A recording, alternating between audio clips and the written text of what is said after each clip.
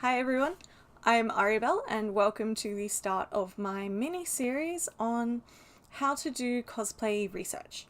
So, with cosplay research, there are three sort of big things that I believe define what you're going to be researching, how you do your costume, and basically how everything turns out. And I sort of call these the ABCs of cosplay research. So these are accuracy, which I'm going to be talking about in this video, budget, and also clock. Well, time would work a lot better, but it doesn't quite sound as catchy. So we're going to go with ABCs. So, firstly, accuracy. When I'm talking about cosplay accuracy, I'm talking about how accurate you want to be to the original reference material. So, do you want it to be, looks exactly identical, stepped straight from it, absolute money is no object sort of thing? Or more, I'm going to work with what I have to get something that's the best that I can do, but if, this seems slightly out or something, it's not going to kill you. First things first, there are a few different tools that you're going to need to do some cosplay research. And I'm not really talking about, your big cosplay tools like, Dremels, sewing machines, all that sort of jazz. I'm thinking more along the lines of apps and websites that are going to be really helpful to you. So, in regards to accuracy, what you're really going to want more than anything else is high quality reference images of your design. So, for example, when I was building my Lagatha, I used a site called farfaraway.com. So, they have high quality reference images from fantasy, sci-fi, stuff like that, TV shows. This means that I could download an image of the costume, be able to zoom in on something like her arm braces, and be able to actually see that in high resolution. So this is super important when you're aiming for a highly accurate character, because you want to be able to see all of the finer details that are going to step your cosplay into the next level. To keep track of all of the images that I have, because I move between a couple of different locations when I'm building, I like to keep all of my files on OneDrive, and depending on the size of the files and stuff, I also use Google Drive. So this means that no matter where I am, no matter what computer I'm near, even on my phone, I can actually access all of my reference images and don't have to go to another place and then realize I don't have them. It's a bit of a nightmare, giant pain, not worth the effort. You want to be able to access all of your images as much as you can, be referring back to them. If it makes it easier for you, print them out. I do this for usually some of the bigger pieces or things where I can't quite work out how things go together. Personally, I find it's a lot easier for me to actually be able to see it like physically in front of me, and then I can sort of draw it out. It's just how my brain works. I'm a really visual person. I've just mentioned farfarawaysites.com, which is great for TV references. Another great option is wornontv.net for your shows where they're more, everyday clothing. If you're not doing something from TV, like a gaming something, I can recommend lolking.net for League of Legends characters. They have full 3D models. They're not always perfect. You want to take them with a bit of a grain of salt, but sort of mix it with screenshots from in-game and you should be fine. Other games companies like Blizzard, Guerrilla Games have art packs. So when I'm building Aloy next year, I'm actually going to use the Guerrilla Games art pack, which means that I've downloaded a PDF that has images of Aloy that are just of her hair, just of her braces. There's a full body turnaround so you can actually see all of the different pieces and how they're meant to go together. They also give you some ideas of what materials to use, which is really cool. Otherwise, screenshot anything you can from everything you can. I have so many dodgy, blurry Viking screenshots, but they really help you give a sense of how a costume moves and how a lot of fixtures and fastenings to go together work. Otherwise, art books are really good. So for my Fallout cosplay, wrong side. I use the Fallout 4 art book to be able to look at the different armor types, as well as using screenshots from in-game. And for anime characters, it can be really good to look at their figurines, because these tend to be highly detailed and give you a really good sense of shape, and you can actually see like a full rotation as opposed to sort of a flat 2D image. So once you have your super nice reference images, what should you do first with them? What I like to do is break down a costume into all of its different components. So for Lagertha, this meant that it was the wig, the chainmail hauberk with the leather, the undertunic, the skirt, belt, scabbard, sword, shield, pants, boots. I think I've forgotten something, but you get the idea. There's a lot of stuff. Once you've worked out what pieces are in the entire costume, it's also a really good idea to work out what pieces are essential to that costume. So this comes in a lot more when we're talking about budget and time, but even for accuracy, you want to start off by focusing on the pieces that are the most distinctive, are going to be the standout pieces that you want to focus the most of your time and energy into. It's just going to make it a lot easier when you're trying to prioritize what you're doing. So once I've broken down a costume into its components, I like to make a few different lists. Depending on the detail level of the costume, how big a build it's going to be, I use a few different things. So for a smaller build, there's this app called Cosplay, which is really, really awesome. It lets you put in what you need to make, what you need to buy. You can put in a timeline, you can put in a budget, all your reference images. Once you're done, you can put in all of your photo shoot images. It's really, really cool and it's really handy, but I just don't like typing things on phones heaps. So I like to use it for my smaller builds, because I can sort of put in, by shirt, by pants, by fabric, by wig, and then, style wig, distress shirt, that sort of stuff. So it's smaller things. Whereas with my big builds, I like to know exactly how much I have to buy, what's going to overlap, and exactly how much I'm going to have to build, because I want to budget my time, basically. This means that I use Word. So I basically just make 2 columns in a really nice checklist and have one that's stuff to buy and one that's stuff to make. So this way I can see what's going to overlap between the different parts of the costume. So I say for Lagertha isn't the best example, but I bought boots for her and I might be able to use those boots for something else. Or if I'm buying foam for my Astrid build, I might also be able to use that for my Vault Dweller. I'll get the size right eventually. For my Vault Dweller.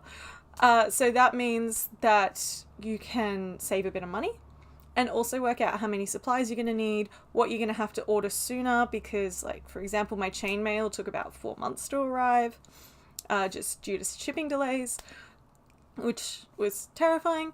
But yeah, so sort of big detail lists and small detail lists, depending on what it is. And it makes it a lot easier to have a list of all the things you need to do. So for example, my big detail list for my bigger builds would be like, for the undertunic, I'd want to pattern it, I want to make a mock-up, I want to sew the base one, add the crochet on the ends of the sleeves, and do weathering. So that would all just be under that subheading. And I do that for each part of the costume. Gives you an idea of how much work is going to go into it. So you can see roughly how long it'll probably take you. You know how fast you build. And yeah, I don't know. I find it a lot easier to have it written out in front of me. So for me, accuracy is all about focusing on the small details. For example, with my Vault Dweller, I really wanted to make sure that in my Pip-Boy, so mine's one of the Bethesda ones where you put your phone into it, I synced that up to my game, and in my game, I put my cosplay inventory onto my character. So that meant that when you looked at my actual Pip-Boy, you saw the inventory that I was carrying around with me on the day. Like, it's a really small thing, but I find people get really excited about it. It's a really nice touch to sort of step things up a bit. And one thing I find that really helps with accuracy is making sure you build your props to scale, which can be kind of difficult. It means that if you're building, say, a sword, and the person who's using it is like, it's the length of their leg or something, you don't want to build it to their size if they're 6 foot and you're 5 foot, because you're going to have a foot of difference in sword, and that's just going to be really awkward. So I use a tool called knifegun.com. It's a free software run by like super cool dude. And basically what you do is you put in an image of what you want to scale. So for example, I put in an image of Lagatha, and then you draw a line from top of their head to their feet. Mark that as your height, and that's your baseline. And then any other line you draw on that image will be scaled to your height. It's a really small thing, but it can make a really big difference because it makes the costume look like it fits you. So another thing with accuracy is that, you might have a character that has a super nipped in waist or something. You might be able to achieve that with a corset. You might not. If that means you have to change the design to suit your body better so it looks better on your body, that's something I would actually consider to be more accurate than making it so that it's exactly the same as how it would sit on the original character, but on you it looks kind of funny because it doesn't really suit your body shape.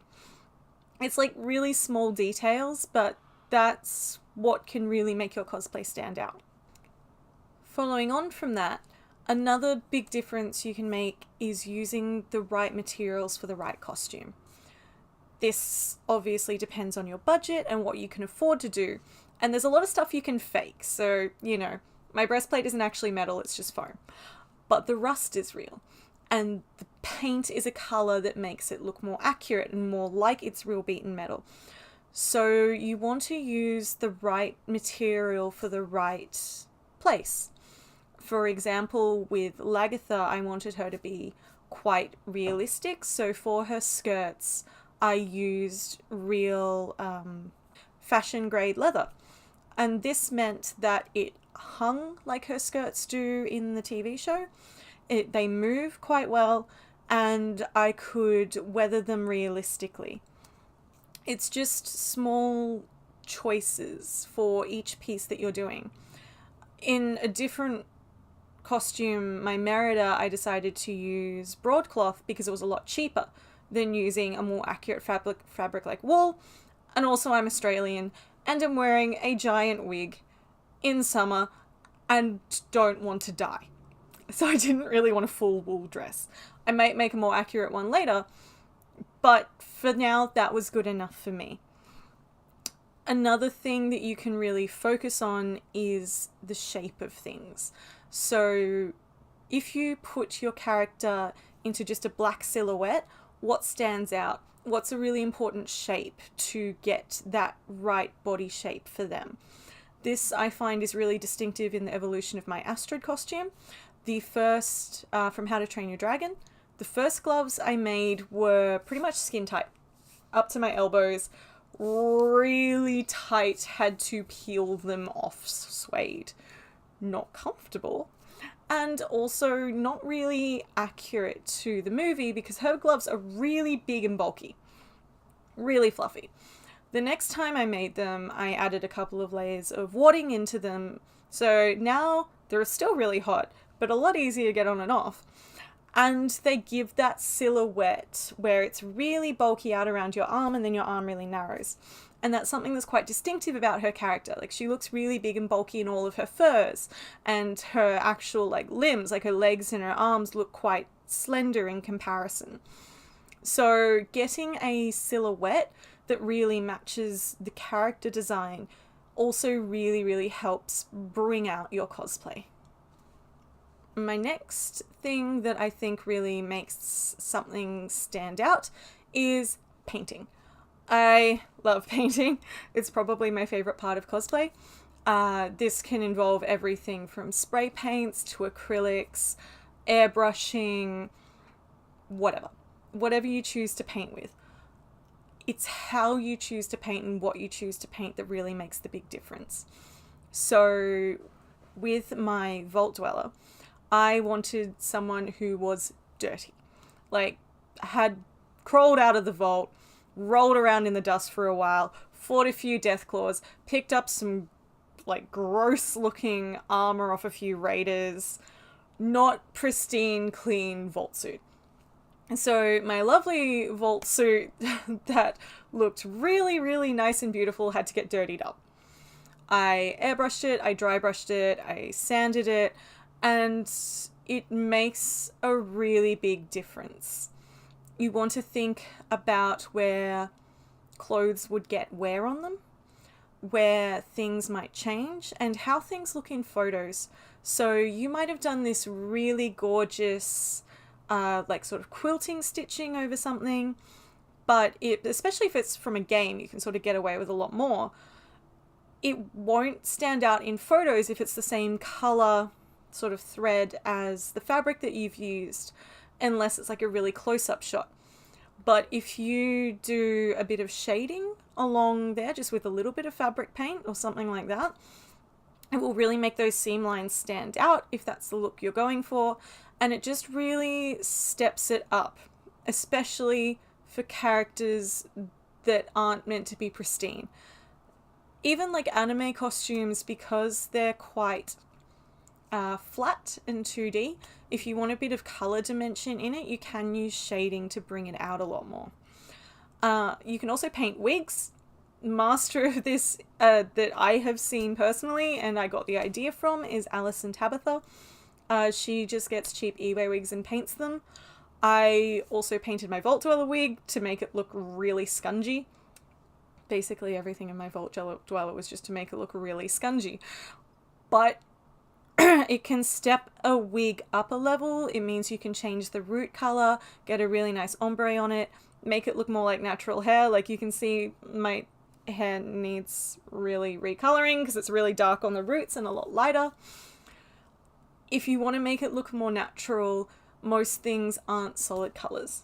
So a little bit of paint just to emphasize highlights and lowlights makes a really, really big difference. And this also includes painting your face. Like you can see right now, I don't do makeup. It's not my thing. I'm not really interested in it. I never really have been. I have learned how to do makeup for cosplay. I'm still not great at it. I'm still learning. I've watched a lot of YouTube. I've read a lot of stuff. I've followed beauty bloggers. But makeup makes your costume. Again, Alison Tabitha is the one I'm going to refer to for this, but there are hundreds of cosplayers that make the most beautiful makeup looks. And being able to reshape your face, add in different features, and sort of like, you know, change the line of your jaw, change the shape of your nose to more accurately reflect that of the character, makes a really big difference. What can be really cool is getting a picture of the character, taking a picture of yourself in the full makeup, and putting them side by side and merging it, just to compare and see how you're going. It takes a lot of work. It takes a lot of time to learn how to do. Some of you might already be makeup gurus and a lot better than I am, but I just find it's another small thing that really lends itself to bringing a whole look together. The last thing I want to talk about is a bit left field to what I've been talking about already, but that is photography. At some point, hopefully, you will get awesome cosplay photos from a photographer. I'm lucky in that in Australia, a lot of our photographers that do cosplay photography do it for free. They're really, really lovely people. They do it as a hobby. Obviously, there are people who also do it as paid shoots. I have nothing against that either. I have just been lucky enough personally to work with a lot of great photographers for free who have taken amazing photos of my costumes. But that means that you need to be able to pose as your character would. Quite often, the photographer won't know your character. They won't know what they're like. They won't know what they do as well as you because you've been staring at pictures and references and whatever for the past 6 months. Because obsessive. I don't do that at all. But what you want to do is learn to pose. You want to do something that will stand out, that will make you unique, and also make you look like the character. Con floor shots are great, but they're also usually taken on phones. They're not as good. And you can, photograph yourself as well. So learn your angles, learn what's your good side, and work on your facial expressions. Just stare in a mirror, stand in front of a mirror, and practice poses. Like, do the Kimpatsu hand. It's real good. Just pull stupid faces. I can't look angry. It's not in me. I just look mildly concerned. It's not great. But I'm working on it. And you feel like a massive idiot doing it. But it means when you do get a chance to take cool photos, they'll look like super cool photos, and you won't just be standing there with the photographer and they're like, do another pose, and you're like, I only have one pose. It's fine. Make props. Props make posing a lot easier. But having a good quality photo that really enhances your costume, makes you look like you're really in character, even if it's against a white wall, even if it's something you've done yourself, again, really makes it pop.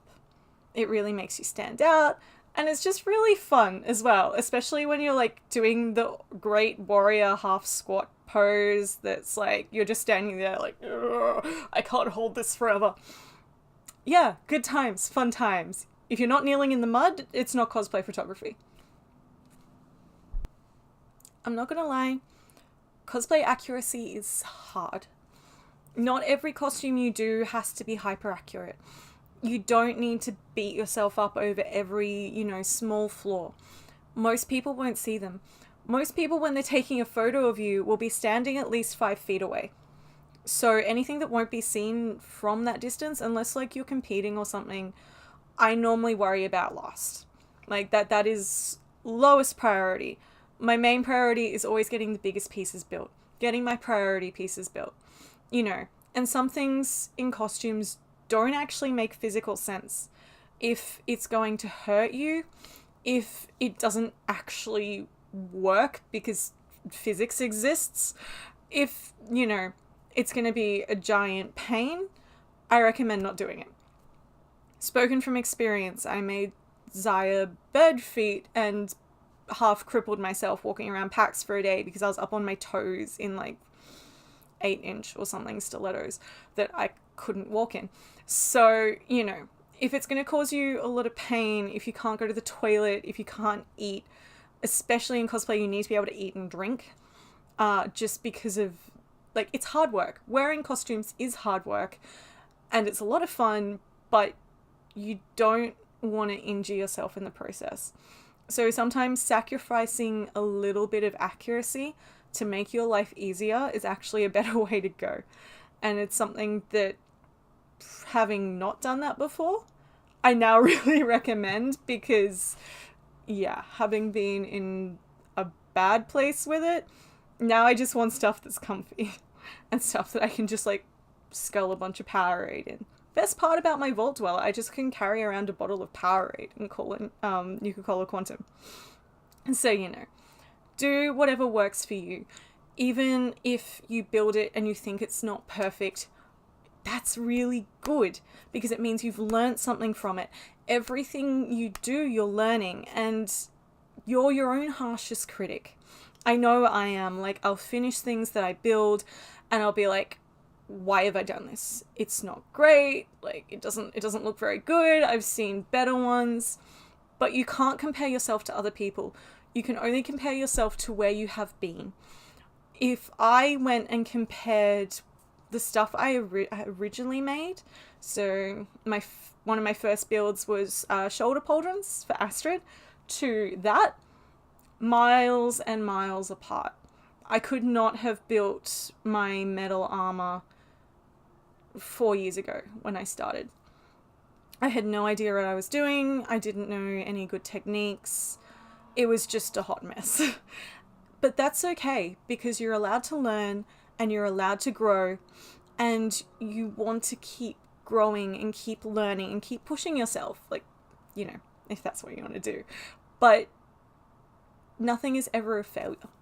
Everything is just a chance to learn how to do it better next time. My motto is basically, why do it the easy way when you can do it the hard way first? Because I always seem to manage to find the hardest way to do things. But that's taught me something. And the next time I do it, I get a lot better. So yeah, don't get hung up on being super accurate. Just have fun. The entire point of cosplay is to have fun and to become these characters that we really love. So that's it from me on cosplay accuracy. I really hope that this has been helpful. Let me know in the comments down below or on my Facebook page or Instagram if you've got any comments or critiques or something else you want to know. I'm normally floating around, particularly on Instagram. I'm probably the most active, but shoot me a message wherever and I'm happy to talk more. Next time I'm going to be talking about how to budget for all of this fun stuff. So that's kind of the more depressing one, but it's also still really important and it's something I really want to cover. So I hope you found this helpful. Thank you for watching and I will see you in the next video. Bye.